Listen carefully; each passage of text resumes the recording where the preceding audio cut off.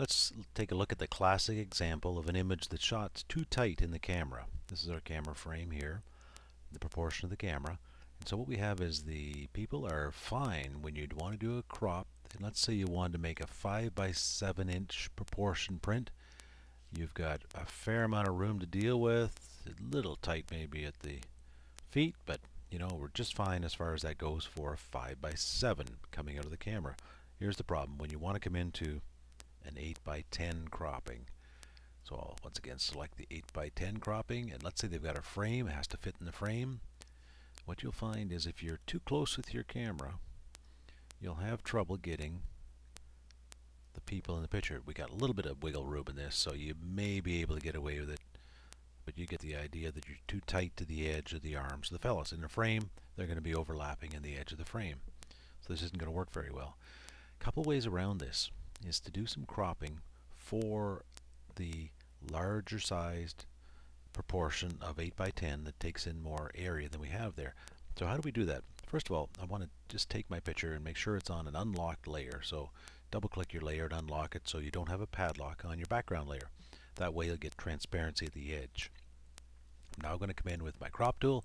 I'm going to crop to my final size, which is 8 by 10. So drag out your cropping as much as you can, and then extend it down, because we're going to extend the grass and then the sky a little bit above them and below them, just to give us a nice feel for our 8 by 10.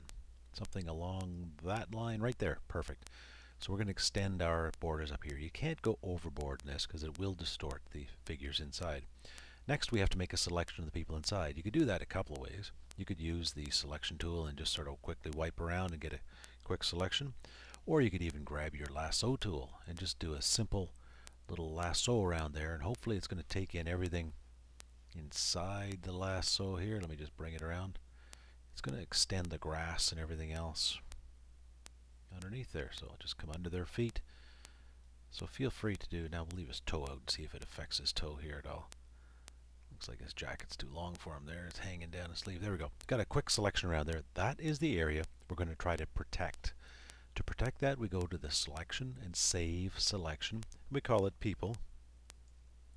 Save it as a channel, and you'll see it pop up below the channel here. That's our protected channel. You can get rid of that selection now.